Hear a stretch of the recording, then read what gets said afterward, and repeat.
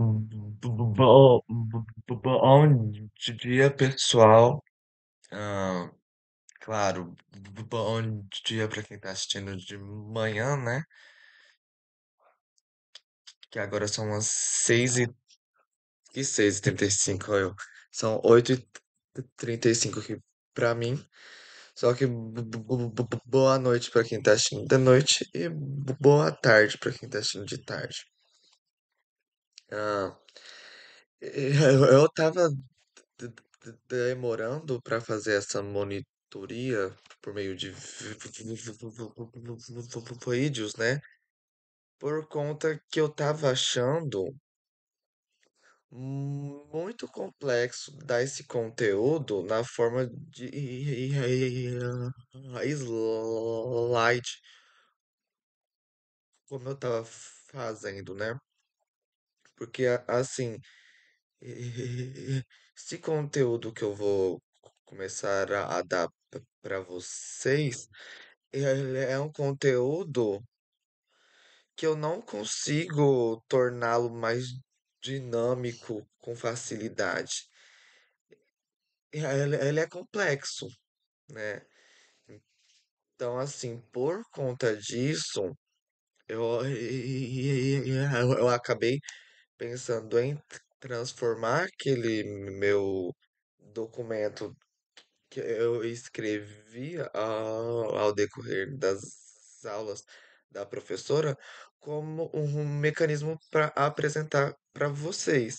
Claro, ah, eu sinceramente não consigo dizer com detalhamento o que vai cair na prova, por conta que quando eu fizer essa semestre, perdão, quando eu fizer essa matéria no semestre passado, eu acabei fazendo essa avaliação de uma maneira diferente. Como o semestre passado a professora passou estruturas do aparelho digestivo para gente, né? E, e por conta da gente quase não conseguir terminar ruminante, né? A professora fez uma prova com consulta com conosco. Que, pra ser sincero, gente, ninguém gabaritou não, tá? Essa prova com consulta. Então, assim, eu vou tentar ser mais objetivo possível, porque não tem como decorar 20 páginas para escrever numa prova, né? Só que, assim, eu também recomendo vocês a prestar atenção na forma que a professora está dando esse conteúdo na sala, porque possa ser que a metodologia nesse semestre seja diferente do que foi na do meu semestre, né? Mas vamos começar o conteúdo, porque aqui já está sinalizando que deu 4 minutos. Só essa minha fala com vocês. Então, como a gente já tinha falado, na aula passada, há basicamente três tipos de padrões de motilidade, né? Temos a, esse padrão de motilidade baseado na contração primária, né? Que seria essa mistura dessa fração desses alimentos. Ah, tem a contração secundária, que é o processo de eructação, e tem o processo de regurgitação, que a gente vai explicar mais detalhadamente para vocês agora. Então, ó, falando do processo de contração primária, o que que a gente tem que saber? Que, que a parte dos gases que são produzidos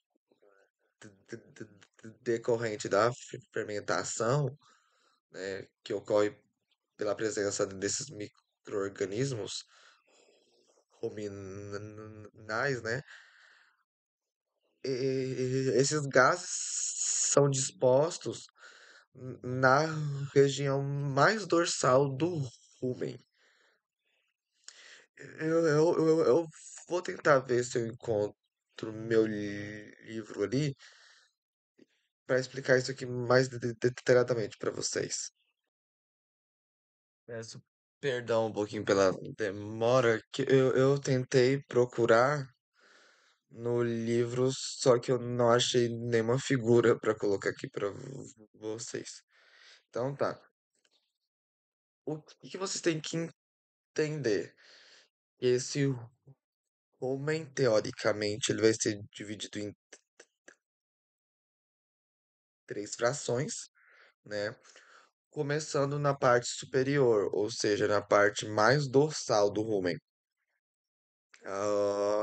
A camada desses gases produzidos no processo de fermentação, né?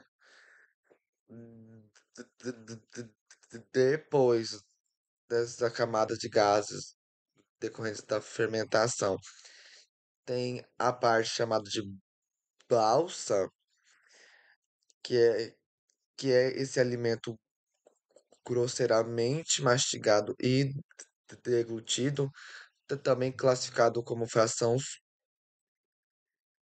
sólida. Tem alguns vídeos de nutrição que eu tô cursando essa matéria nesse semestre, que também chamam essa parte desse alimento grosseiramente mastigado e deglutido como a forragem de hoje, sabe? Então, assim, dependendo do livro que vocês forem ler, você pode encontrar tanto essa terminologia como fração sólida do alimento no rumen, quanto balsa, quanto a forragem de hoje. E posteriormente, né, a terceira camada, que é essa camada mais inferior, né, essa camada mais ventral, está situada as partículas de densidade menores, né? Que também é classificada como líquido ruminal, ou também, dependendo do livro de nutrição que você lê, você pode encontrar como o feno de ontem, a forragem de ontem, sabe? E isso é só uma maneira de compreender essa dinâmica dessas frações do alimento. Então, tem a camada mais dorsal do rumen, composta por gases produzidos por esse processo de fermentação. Ah, segundo, tem essa camada mais sólida, que é esse alimento recém-deglutido e mastigado. Não, gente, perdão. Recém-mastigado e deglutido, né? E na região mais ventral tem essa porção, tem essa porção mais líquida, né? Que é chamado de líquido ruminal. Também, dependendo do livro que você for ver, pode ser chamado de forragem de ontem também.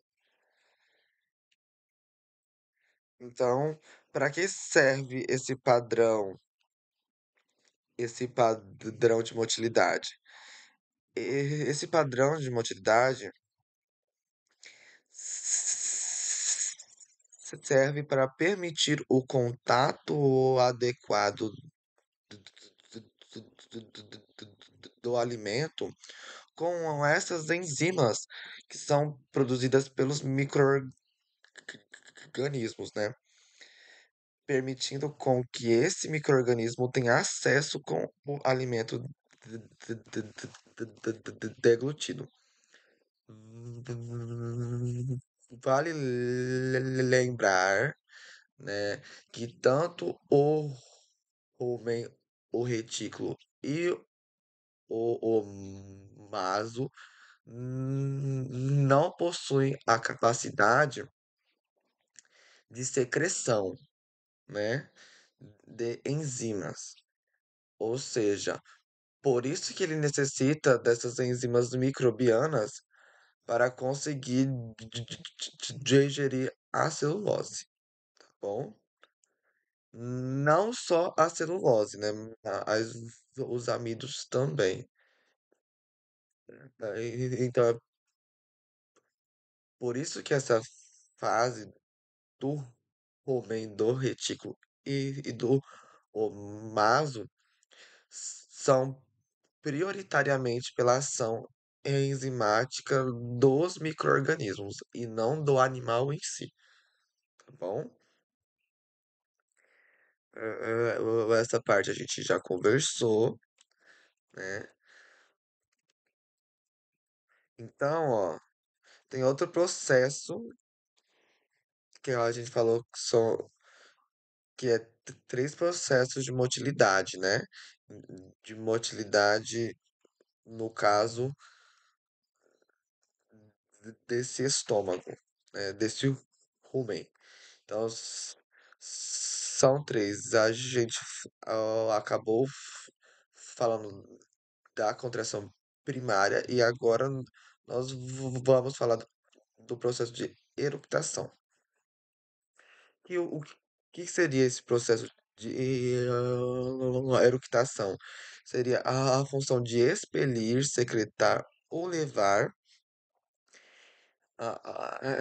ao ambiente externo ao corpo desse animal esses produtos fermentados, né? Esses gases produzidos durante o processo de fermentação.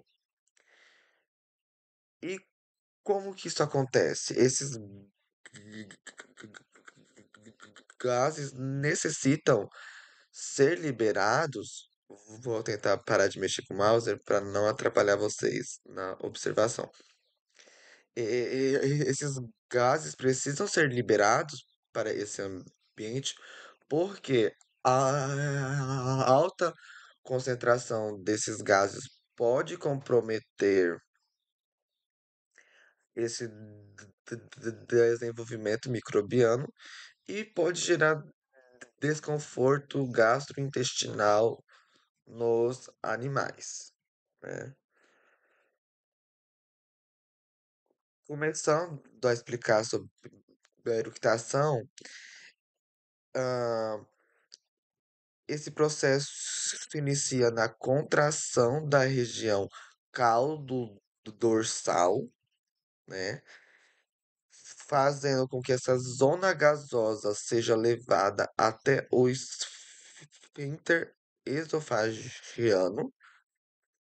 E assim, como esse esfíncter esofagiano não detecta líquido ruminal, né?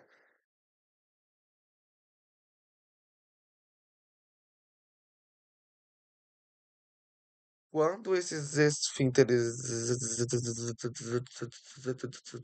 esofagianos não detectam a presença de líquido ruminal, o que que acontece? Ocorre a reabertura desse,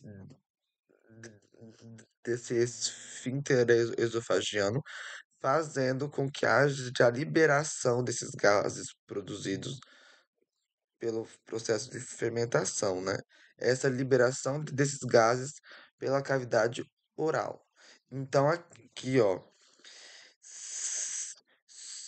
se por um acaso nesse processo de contração dessa região caldo dorsal, esses receptores esofagianos nos detectar a presença de líquido minal, logo não acontecerá essa abertura.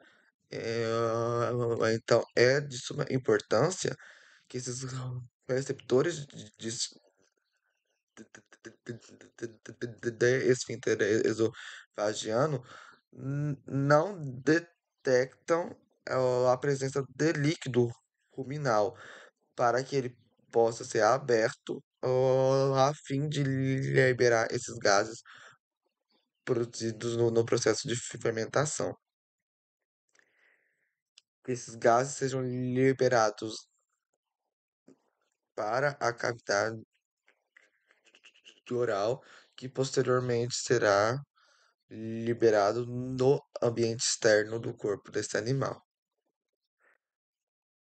O terceiro é o terceiro já é o processo de regurgitação, que seria esse retorno do alimento recém-deglutido para a cavidade oral a fim de ser mastigado novamente.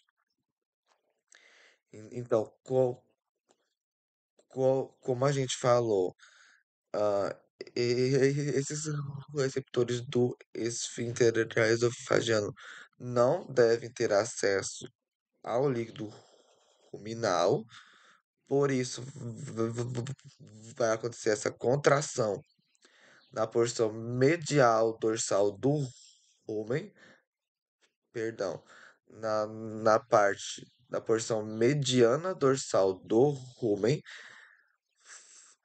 fazendo com que a região gasosa seja levada para a região caldo dorsal e que esse alimento que foi mastigado e deglutido possa ser encaminhado para a porção de acesso desse esôfago ao estômago, né?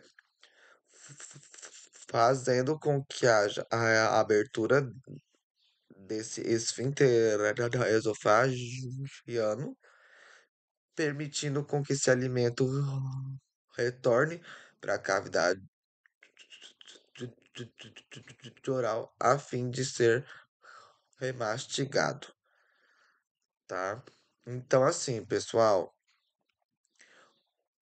o que que eu indico para vocês? O que que eu indico para vocês? Ah, eu acabei tirando. Calma aí. O que que eu indico para vocês? Que vocês escrevam essas partes que eu sublinhei, sabe? Que são partes pequenininhas. É que muitas das vezes o que demora nesses vídeos são as minhas explicações. Então, o que que eu sugeriria para vocês é copiar essas partes sublinhadas que eu estou fazendo a fim de tornar até mais dinâmica, sabe? Para ser uma aula só para vocês revisarem o conteúdo. Qualquer dúvida que vocês tiverem desse conteúdo, vocês podem me mandar mensagem que eu farei o possível para responder, tá? Fiquem com Deus.